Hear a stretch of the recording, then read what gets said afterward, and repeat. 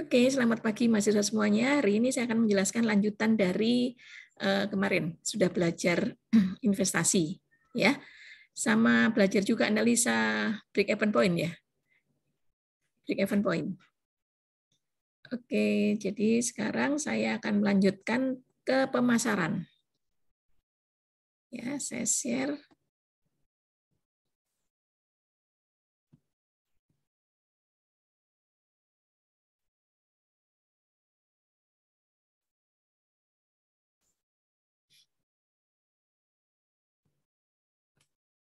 Oke. Pemasaran ini adalah bab 13 yang kita bahas ya. Yang pertama, tujuan pembelajarannya adalah menjelaskan konsep pemasaran, terus kemudian menjelaskan strategi dan taktik pemasaran tersebut, serta menjelaskan konsep bauran dari pemasaran. Ya. Yang pertama adalah definisi pemasaran berdasarkan American Marketing Association. Di sini pemasaran adalah proses perencanaan dan pelaksanaan konsepsi, penerapan harga, promosi dan distribusi gagasan, barang dan jasa untuk menciptakan pertukaran yang memuaskan dengan sasaran perseorangan dan organisasi. Jadi di sini kalimatnya menciptakan pertukaran itu artinya ada transaksi di sana ya, di transaksi antara penjual dan pembeli. Baik itu penjual dan pembeli perorangan maupun organisasi gitu ya. Itu berdasarkan AMA.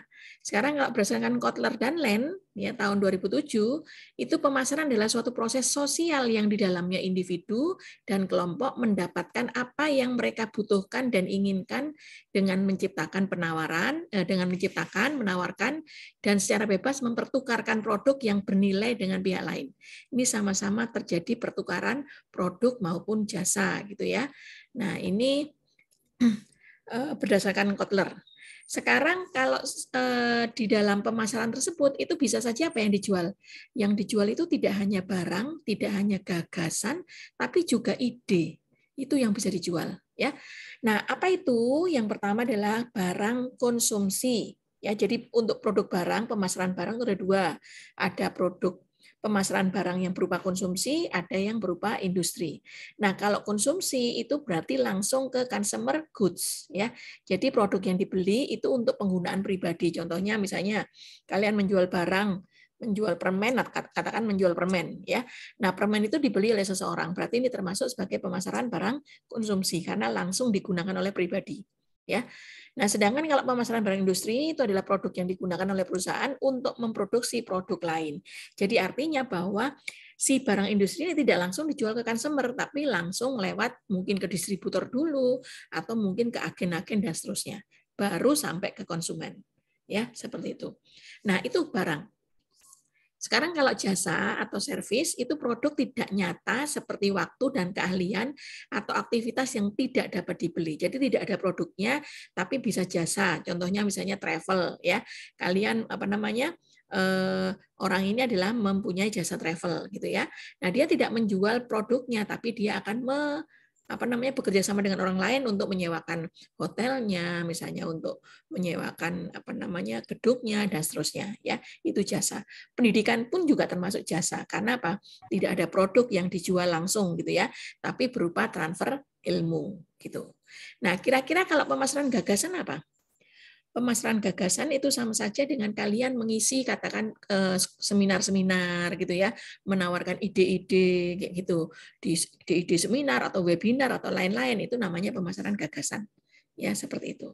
Oke, jadi itu adalah pemasaran untuk barang, jasa, dan gagasan. Nah, sekarang yang dimaksud dengan kepuasan pelanggan. Karena tadi disebutkan dalam pengertian daripada pemasaran, ada unsur kepuasan pelanggan. Ya. Nah, di sini kepuasan pelanggan itu merupakan formulasi dari strategi pemasaran. Ya. Nah, di sini harus berorientasi pada kepuasan pelanggan atau customer satisfaction ya. Nah, kalau di sini puas pelanggannya puas, kenapa kok kita fokusnya pada kepuasan pelanggan? Karena begitu kalian memiliki customer yang puas ya akan pekerjaan kalian, maka dia itu akan dengan sendirinya akan promosi pada teman-temannya atau pada orang lain sehingga menjadi apa? Menjadi prospek buyer berikutnya bagi Anda. Ya, seperti itu. Jadi kalau kalian membuat pelanggan jadi tidak puas, ya pasti dia ngomel. Yang kedua, dia tidak akan menjadi pelanggan yang setia atau pelanggan yang loyal. Tidak akan seperti itu karena sudah tidak puas pada produk kalian, ya. Nah, jadi di sini manusia itu akan merasa puas kalau ia memperoleh value.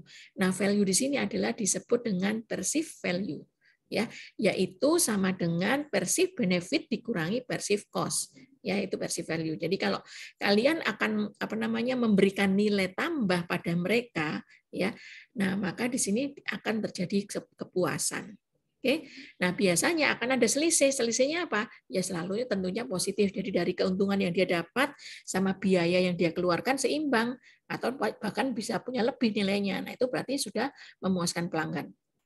Ya, bahkan harga barang mahal pun, tapi kalau sesuai dengan nilai barang tersebut itu tidak apa-apa. Jadi kalau kalian memang punya produk yang bagus, produknya berkualitas gitu ya, terus kemudian juga masih jarang di pasaran, kalian jual mahal, ya boleh-boleh saja gitu ya. Karena apa? Karena memposisikan diri. Jadi harga mahal itu kadang-kadang memposisikan diri untuk bahwa ini loh, ini barang saya memang bermerek atau barang saya memang berkualitas bagus ya, atau memang barang saya masih jarang langka di pasaran gitu ya. Nah, itu adalah untuk menempatkan di mana kalian segmen pemasaran kalian itu ditetapkan dari harga barang biasanya ya. Karena apa biasanya? Ada barang yang bermutu ya pasti ada uang. Kalau kalian memiliki uang, ingin punya uang yang bagus, maka barangnya juga harus berkualitas ya. Seperti itu kepuasan pelanggan.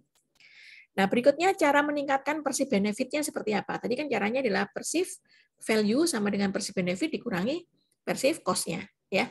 Nah, sekarang bagaimana meningkatkan perceived benefit karena supaya nilai perceived value-nya positif ya? Di antaranya adalah menyediakan fitur yang lengkap, servis yang bagus dan desain yang indah dan menjadi kebanggaan untuk memilikinya ya. Nah, contohnya di sini misalnya menyediakan fitur yang lengkap. Handphone itu sebenarnya apa? Apa yang disediakan semua merek handphone itu sama, bisa untuk berkomunikasi, bisa untuk voice call maupun video call dan seterusnya, katakan gitu ya, punya banyak fitur-fitur. Nah, di sini kalau fiturnya semakin lengkap, kemudian juga harganya lebih mahal. Nah, kadang-kadang orang itu meliriknya cari yang mahal, padahal sebenarnya dengan fitur yang sama ada mungkin di produk lain dengan harga yang lebih murah. Tidak mau, karena tadi apa? Karena ada seorang pembeli yang menempatkan posisi dirinya ada di atas. Jadi kalau kalian memang memiliki fitur tidak hanya gadget misalnya atau produk-produk lain, kalian memiliki fitur yang bagus, ya kenapa tidak kalian jual mahal khususnya pada orang-orang yang sosialita seperti itu. Ya, terus servis yang bagus. Nah, ini banyak sekali sekarang toko-toko penjual barang elektronik ya, itu juga menyediakan servis ya, servis yang bagus. Nah, itu dia bekerja sama orang luar, kemudian supaya apa? Supaya pelanggannya tidak lari ke tempat lain, tapi pelanggannya juga tetap di toko tersebut. Nah, itu merupakan strategi pemasaran ya, dan tujuan akhirnya adalah untuk memuaskan pelanggan. Nah, kemudian kalau tadi itu adalah perceived benefit-nya itu ditingkatkan, tapi kalau perceived cost-nya itu justru ditekan atau diturunkan. Nah, di antaranya seperti apa? Biaya produksi yang tidak efisien itu harus ditekan, atau biaya produksinya yang efisien itu ditekan, gitu ya. Nah, akses toko yang mudah, antrean yang pendek, petugas yang ahli, nah itu harus diusahakan untuk ditekan biayanya.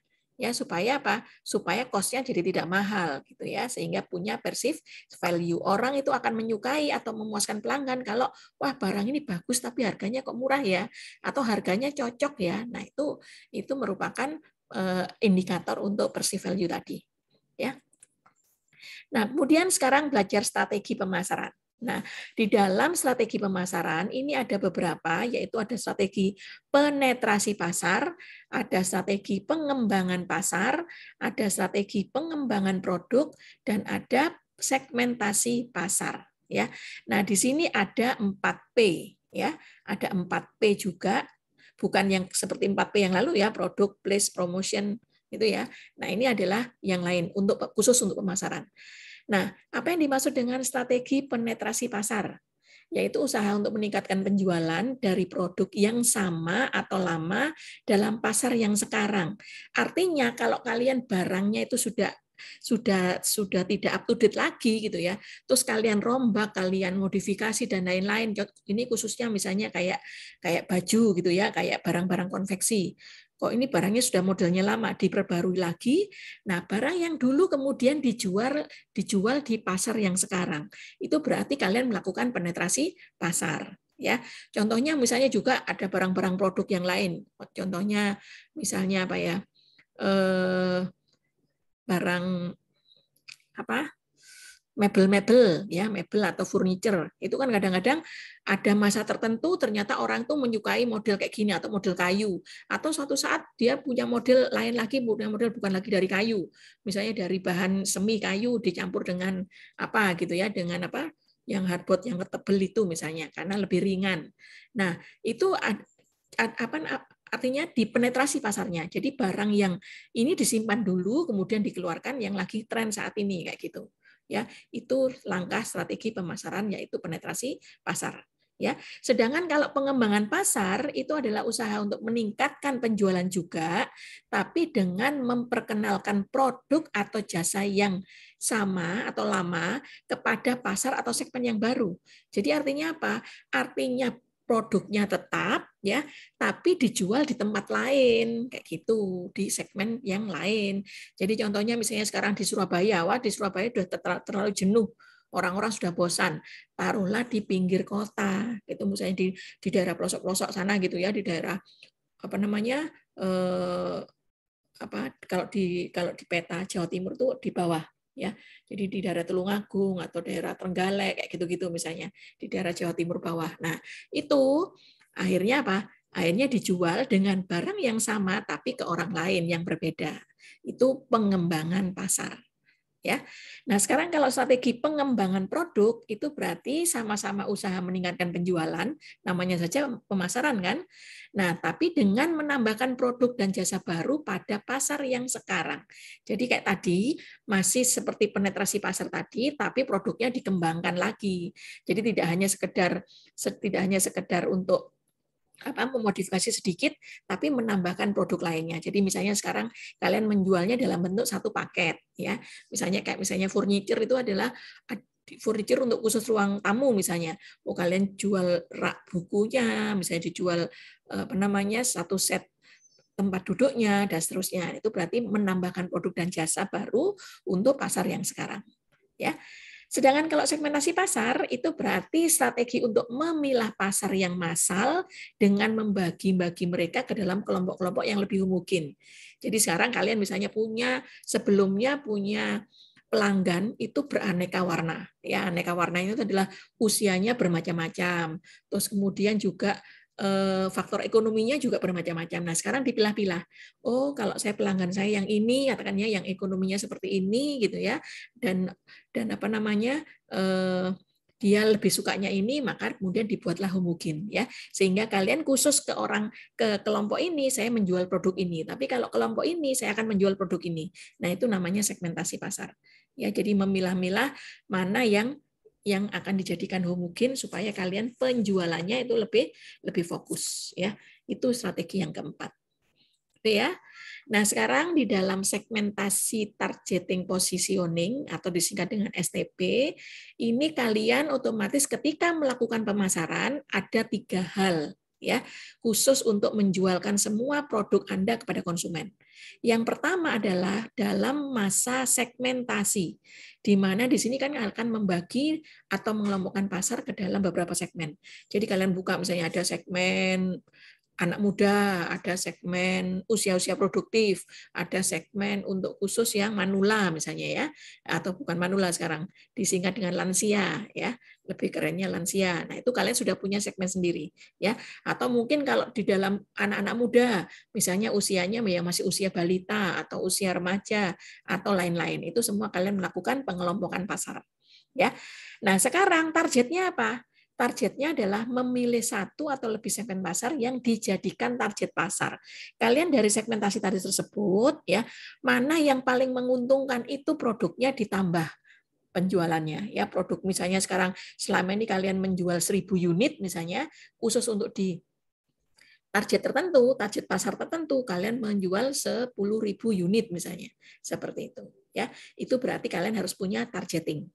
Kemudian kalau positioning, ya, yaitu upaya mengkomunikasikan konsep produk agar masuk ke dalam benak konsumen. Jadi ini positioning itu sama aja dengan kalian membuat branding, ya.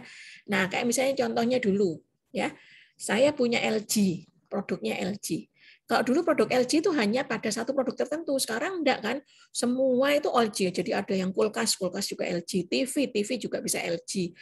Apapun bisa LG. Jadi artinya bahwa sekarang ini benak kita sebuah branding itu tidak hanya pada satu produk, ya, tapi pada banyak produk, ya, seperti itu. Oke. Nah, itu berarti kalian sudah melakukan posisi owning, ya, seperti itu. Oke. Nah, sekarang kita masuk ke taktik pemasarannya. Ya, kalau tadi sudah strateginya, sekarang bagaimana taktik pemasarannya? Kalian ada 4 hal di sini, ya. Ada 3 hal, yang yaitu diferensiasi, yaitu menurunkan pemasaran tersebut, produk tersebut diturun-turunkan, didiferensiasi, ya, atau dilakukan pembauran pemasaran seperti yang sebelumnya, ada produk, price, place, dan promotion. Sama satu lagi adalah penjualan untuk jenis fitur selling, benefit selling, dan solution selling, ya. Jadi ini taktik pemasarannya. Sekarang kalau diferensiasi, ada produk, ada service, ada people, ada orang, ada image, ya. Nah, ini adalah supaya apa? Ada masing-masing ditunjukkan dijelaskan di slide berikutnya, yaitu untuk diferensiasi, ya. Itu tadi ada 4 tadi itu adalah sebuah upaya untuk menciptakan perbedaan yang positif di mata pelanggan dan berbeda dari yang ditawarkan pesaing. Ya, jadi artinya gini, misalnya produknya sama, ya, produknya sama. Oke. Nah, tapi di sini bagaimana caranya kita membuat benak orang lain itu menganggap bahwa barang ini berbeda dengan barang orang lain, padahal sama. Ya, contohnya aja sekarang, misalnya di sana warnanya biru saja gitu ya. Kalian menciptakan sebuah produk yang sama tapi memiliki banyak warna gitu ya. Sehingga orang lah akan disesuaikan dengan kalau kayak misalnya sepatu aja ya, sepatu. Nah, kalau sepatu itu kalian produknya sama gitu ya. Sana hanya warna hitam saja. Kalian selain hitam juga ada warna-warna yang lain yang disesuaikan supaya sesuai dengan bajunya, ya. Jadi mulai dari ujung atas kayak saya nih, ya, saya mulai dari atas itu warnanya ungu, baju saya ungu, dan seterusnya sampai di bawah itu ungu kayak gitu, ya. Nah, itu artinya apa? Artinya kalian sebenarnya melakukan penawaran produk dengan produk yang sama tapi dianggap berbeda oleh pelanggan. Nah, seperti itu, ya. Nah, terus kemudian dapat dicapai melalui produk, service, people, dan image. Jadi image itu kalian mengubah image supaya orang itu menjadi, wah, enak itu warnanya bisa banyak kayak gitu. Contohnya aja kalian jual HP aja ya. HP dulu hanya warna hitam, sekarang kan macam-macam. Ya, warnanya tidak hanya hitam, tidak hanya putih, tapi sudah ada emas, ada gold, ada silver, dan lain-lain. Ya, seperti itu. Oke. Berikutnya adalah bauran pemasaran atau marketing mix dari 4P tadi itu, ya. Dari 4P ini yaitu apa? Kita mau melakukan pembauran, berarti kita akan melakukan kombinasi dari alat-alat pemasaran yang dapat digunakan untuk mempengaruhi dan mempertahankan pembeli. Ya, kalau selama ini pembeli itu sudah setia pada Anda, gitu ya, ya sudah, berarti kalian memiliki loyal customer. Ya, tapi sekarang kalian bagaimana menggaet pembeli lain, bagaimana mempengaruhi pembeli lain. Ya harus ada trik-trik kayak gini tadi, ya. Bagaimana kalian promosinya, bagaimana cara menempatkannya, bagaimana produk itu, dan bagaimana harganya dan seterusnya. Ya, itu taktik pemasaran secara bauran atau kombinasi. Ya. Nah, kalau kita lihat dari produk, tadi kan bauran tadi ada 4 macam ya, yaitu kita mulai dari produk. Produknya apa saja? Jadi produk itu sebenarnya mengalami life cycle. Ya, dalam penjualan pada waktu-waktu tertentu, jadi seperti ini ada time tertentu. Ini waktu kalian perkenalan produk di launching gitu ya, dia terus akan mengalami peningkatan. Nah, ini produk baru terus meningkat ya. Terus kemudian semakin lama dia akan tumbuh. Selama kalian itu tidak merubah produk Anda, tidak melakukan daur ya, mendaur produk itu tadi terus itu seperti itu, tidak ada penambahan apa kayak mungkin fiturnya tidak ditambah dan seterusnya, mungkin kegunaannya juga gitu-gitu aja, modelnya juga gitu-gitu aja, maka pada saat tertentu dia akan mengalami penurunan. Nah, di sanalah kalian harus berpikir membuat inovasinya. Nah, seperti itu. Jadi produk itu berjalan melalui berbagai tingkatan, ya, yaitu dengan produk life cycle ini menunjukkan tahapan dari pertumbuhan yang dapat memberikan gambaran dari manajemen perusahaan untuk mengambil keputusan apakah produk tersebut akan dilanjut atau tidak. Dan kapan produk harus diperkenalkan lagi, ya produk baru. Nah itu tadi, begitu ada kejenuhan pasar di sana, maka kalian harus segera di posisi ini ya, di posisi ini itu harus segera membuat produk baru. Atau mungkin tadi juga ada yang tadi ya ada penetrasi, ada pengembang, ada yang lain-lain tadi itu harus dipikirkan.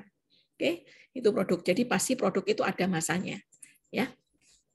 Berikutnya price. Nah, kalau price di sini atau harga itu penetapan harga ya secara umum itu meliputi 1 atau lebih 3 perangkat perimbangan sebagai berikut. Kalian ketika memberikan harga juga harus memikirkan harga berdasarkan biayanya. Ya artinya apa? Artinya kalau kalian membuat satu produk, contohnya misalnya ya, membuat satu produk, harganya akan jauh lebih mahal ya dibandingkan dengan ketika kalian memiliki produk secara massal ya, karena biasanya dia akan lebih murah. Contohnya lagi misalnya sekarang, wah yang sederhana aja ya, kalian jualan makanan, kue misalnya ya, kalian jual di kue ke tetangga, misalnya beli di tetangga, lu kok harganya mahal ya, satu kue 10.000, padahal di sana itu loh dengan barang yang sama, katakan lemper misalnya, gitu ya, kue lemper harganya di sana loh 5.000 gitu ya, padahal di situ kok 10.000. Nah, kenapa orang itu bisa menjual 5.000 padahal barangnya sama, istilahnya apa namanya? Ya tidak sama persis ya, tapi itu namanya lemper ya, bahannya juga dari ketan, terus kemudian ada ayamnya dan seterusnya. Tapi di sana dia menjual dalam jumlah produk banyak, dia memproduksi banyak ya, sehingga dia akhirnya bisa menutupi harga sehingga dia jauh lebih murah. Jadi ketika kalian membandingkan sebuah produk, kalian lihat dulu biaya produksinya seperti apa. Kalau produksinya massal pasti akan lebih murah dibandingkan dia produksi hanya pada terbatas produknya ya, seperti itu. Nah, terus kemudian kalian juga menetapkan harga juga harus dilihat berdasarkan value-nya, nilai lebihnya, nilai tambahnya. Itu seperti apa? Kalau punya nilai tambah lebih, ya kalian tambahkan harganya lebih mahal sedikit, tidak apa-apa. Ya. Terus kemudian kalian juga harus memikirkan harga kompetisinya. Ya. Jadi kompetitif dengan orang lain itu seperti apa? Itu adalah kalian ketika menetapkan harga. Jadi ada cost base, ada value base, sama ada competition base. Ya. Tuh, itu kalau price. Sekarang place. Ya. Place itu ada 4, ya ada 4 macam, yaitu dilihat dari penyalurannya. Jadi place ini bukan hanya sekedar ditaruh kemudian dijual, bukan. Tapi kita bagaimana menyalurkannya. Ada 4 jenis. Yang pertama, salurannya apabila di sini jenis yang pertama itu dari produsen langsung ke customer ya, seperti itu. Nah, contohnya adalah distribusi langsung dari produk konsumsi. Contohnya misalnya apa? Ya. Contohnya misalnya ya tadi kue, kalian masak sendiri kuenya, kalian kemudian langsung dijual ke ke pembeli. Ya itu berarti dia hanya punya satu tempat ya. Tapi kalau saya punya saluran 2, otomatis di sini akan mengalami perpindahan sebanyak 2 kali dari produsen ya. Ini adalah biasanya distribusi eceran ke pengecer ya atau ke retail, kemudian dari retail kemudian ke konsumen. Ya, itu salurannya ada 2. Ya, sedangkan kalau salurannya 3 itu sebelum ke konsumen dia melalui grosir dulu, melalui retail dulu, baru ke konsumen. Ya, sedangkan kalau yang salurannya 4 itu dari produsen ke agen dulu, agen ke grosir, grosir ke retail, kemudian ke konsumen. Nah, jadi sekarang kalian perhatikan, semakin banyak perjalanan salurannya ya, maka dia akan jauh lebih mahal ketika dia langsung ya seperti itu. Nah, itu makanya kenapa kok produk ini kenapa sih kok produk itu jadinya mahal gitu ya? atau produk itu kok harus melalui ini, melalui itu dan seterusnya gitu. Ya itu tadi karena apa namanya ada seorang produsen atau ada sebuah produsen gitu ya yang tidak bisa langsung memang mencapai ke user, terutama kalau produsennya adalah sebuah pabrik. Nggak mungkin pabrik itu langsung ke penjual kecuali memang dia apa namanya ada dua macam gitu ya. Ada dua macam, satunya adalah untuk khusus untuk dijual ke agen-agen ya atau ke grosir dan seterusnya. Satu lagi memang untuk khusus langsung ke masyarakat itu ada juga. Ya, seperti itu. Oke. Contohnya misalnya apa? Kalau kalian pernah atau tinggal di daerah Rungkut ya dekat rumah saya itu, nah di situ ada pabrik yang namanya Kedaung ya, Kedaung. Nah, mereka itu juga apa? Menjual barang-barangnya karena dia memang pabrik besar gitu ya, dijual ke grosir-grosir, ke agen-agen gitu ya, ke toko-toko, ke supermarket-supermarket, tapi ada juga dia punya showroom ya. Showroom di mana showroomnya itu dipajang ya, dipajang produk-produknya juga langsung dari pabrik. Nah, kemudian langsung dijual ke konsumen. Jadi kalau di tempat saya itu begitu mesti pagi sekitar jam 9 sampai sore hari itu full banyak sekali mobil-mobil parkir ya untuk membeli produk-produk tadi. Ya karena harganya langsung dari pabrik kan, harganya lebih murah dan kemudian orang-orang yang menjual yang membeli itu biasanya membelinya dalam jumlah banyak, bukan untuk dikonsumsi sendiri, tapi juga akan dijual lagi. Ya atau dia akan ditawarkan lagi atau sistem model arisan kayak ibu-ibu itu misalnya sistem arisan ya jadi ambil dari pabrik kemudian dijual ke konsumen dengan udah dicicil 10 kali misalnya kayak gitu ya itu ibu-ibu itu biasanya ibu-ibu PKK ya.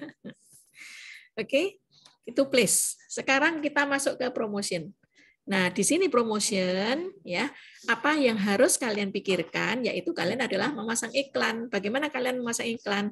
Bisa advertising-nya itu berupa di koran, televisi, atau direct mail, atau radio, majalah, iklan luar ruangan, internet dan seterusnya. Ya, itu semua dalam bentuk advertising. Ya, jadi pokoknya dikerahkan untuk media massa. Ya, seperti itu. Oke. Jadi apa yang di sini yang bergerak? Yang bergerak produknya adalah ditampilkan dalam bentuk gambar atau dalam bentuk video atau dalam bentuk tulisan kayak gitu ya. Nah, sedangkan kalau personal selling itu berarti bentuk penjualan yang sangat efektif untuk pemasaran hubungan. Jadi langsung menjual. Nah, biasanya kalau kita sedang ke supermarket gitu ya, misalnya ke Superindo di situ kadang-kadang di situ ada apa? Ada SPG. Nah, SPG itu adalah langsung ke personal selling dan biasanya SPG itu bawa apa? Bawa tester atau bawa sampel ya, diberikan pada mereka kayak gitu. Jadi langsung berhubungan. Tapi bisa juga dalam bentuk sales promotion ya. Jadi produk get out of the crowd di sini mendorong trial purchase lebih diingat oleh konsumen. Jadi istilahnya adalah membuat branding ya lebih condong kalau yang tadi kan penjualan langsung ya produknya dijual tapi ini kalau ini contohnya tadi seperti kalian diberikan sampel-sampel ya diberikan sampel-sampel tidak harus beli tapi sebenarnya barangnya sama seperti barang yang dijual tadi nah itu sales promotionnya ya nah ini yang tadi yang SPG tadi yang bawa apa namanya bawa produk-produk SPG tadi itu ada di sini ya kalau ini adalah penjualan yang secara langsung oke. Sekarang yang promosinya kalau lewat public relation, yaitu publikasi kegiatan pelayanan terhadap masyarakat umum. Jadi ini biasanya kalau ada acara-acara besar gitu ya, sama langsung dibagikan ada sebuah produk apa namanya produk tadi, produk contoh, produk sampel yang dititipkan pada kegiatan-kegiatan ini. Ya seperti itu supaya nanti apa supaya nanti begitu kalian produk begitu ada orang pakai gitu ya dipakai produk Anda wah ya pada waktu kalian nanti benar-benar si orang tadi itu ternyata butuh dengan barang itu ingat dengan produk kalian nah seperti itu ya nah semua ini dilakukan dalam rangka promotion tujuannya supaya apa sih sebenarnya promosi itu supaya namanya itu sudah dikenal oleh publik jadi kenapa kadang-kadang kalian misalnya Kak, sekarang kan orang manggil sis, manggil bro gitu ya, manggil kak. Kadang-kadang saya risih kalau dipanggil kak gitu ya. Udah saya udah setua gini kok masih dipanggil kakak. Ini SPG-nya enggak. enggak ini kurang pinter gitu. Ada banyak orang yang manggil bunda, bun kayak gitu. Aduh bun gitu ya. Oh, ini bun karena mungkin saya bunder gitu ya. Jadi macam-macam panggilan. Nah, itu yang jelas apa? Ketika kita oh enggak terima kasih, dia langsung maksa kadang-kadang ya. Bu, maaf Bu, tolong apa namanya didengarkan dulu siapa tahu supaya Ibu tahu produk saya gitu ya. Nah, terus kemudian dia mendengarkan gitu. Dia menjelaskan dan saya mendengarkan. Nah, itu salah satu cara untuk apa? Supaya di benaknya konsumen ada produk itu kayak gitu. Ya, enggak apa-apa Bu, Ibu enggak beli pun enggak apa-apa misalnya kayak gitu. Pokoknya ini Ibu dengarkan dulu ininya apa namanya kelebihan dari produk saya seperti itu. Kadang-kadang kalau saya kasihan saya dengarkan gitu ya. Tapi kalau pas saya lagi buru-buru ya maaf Mbak, saya keburu-buru kayak gitu. Ya, seperti itu. Jadi orang marketing itu harus benar-benar memiliki nyali yang besar ya untuk memaksa orang supaya mau mendengarkan. Contohnya misalnya kalian, saya sering kali diteleponi lewat ini ya dari 021 dari Jakarta gitu, menawarkan kartu kredit. Nah, dia salah itu menawarkan kartu kredit ke saya. Karena saya enggak suka, enggak punya kartu kredit dan enggak pengen ya, enggak pengen supaya saya tidak terlalu konsumtif gitu ya. Nah, dia selalu masa Bu, Ibu gini, terus, aduh maaf ya saya enggak ini, anu Bu, maaf Bu, saya beri penjelasan dulu, enggak apa-apa Ibu seandainya ini. Akhirnya dengan terpaksa dia cerita, kayak mesin gitu ya ceritanya gini. Ya saya hanya masukkan kuping kanan, terus akhirnya langsung saya keluarkan kuping kiri gitu ya. Begitu dia bla bla bla bla bla bla. Nah, baru saya ngomong maaf ya Bu, Pak gitu. Saya enggak punya duit, kadang-kadang gitu aja. Maaf ya Bu, Pak, saya udah saya ini kayak gitu, enggak tahu. Ini kok tahu dari mana? Ya sebenarnya data kita itu sudah dijual sebenarnya ya. Jadi HP saya kan saya punya saya kan punya rekening di bank ya. Nah, ternyata bank itu juga menjual nomor HP daripada nasabahnya itu pada bank lain atau juga pada perusahaan rekanannya kayak misalnya BCA aja lah. Ya, BCA itu nanti akan ada yang telepon yang bagian telepon untuk menawarkan kartu kredit. Ada yang telepon untuk bagian menawarkan asuransi, life assurance-nya ya. Ada yang bagian lain untuk menawarkan kreditnya. Ada yang bagian lain untuk menawarkan yang lain-lainnya. Itu dalam satu bank yang sama tapi dia memiliki produk yang berbeda-beda. Ya, seperti itu juga ya sehingga kita itu seringkali ditawari oleh berkali-kali oleh sales yang berbeda-beda ya. Nah, itu adalah sebagai upaya untuk ini tadi menjalankan pemasaran ya. Oke, yang berikutnya adalah penjualan. Taktik yang dipakai untuk menciptakan hubungan jangka panjang dengan pelanggan melalui produk perusahaan. Di sini ada 3 tingkat, yaitu penjualan fitur, manfaat, atau solusinya. Ya, jadi dalam strategi penjualan ini harus diciptakan supaya hubungannya jangka panjang atau menjadi produk setia yang sangat loyal sekali kayak gitu ya, customer yang loyal. Seperti itu. Oke. Nah, ini tadi sudah selesai ya tiba-tiba ya.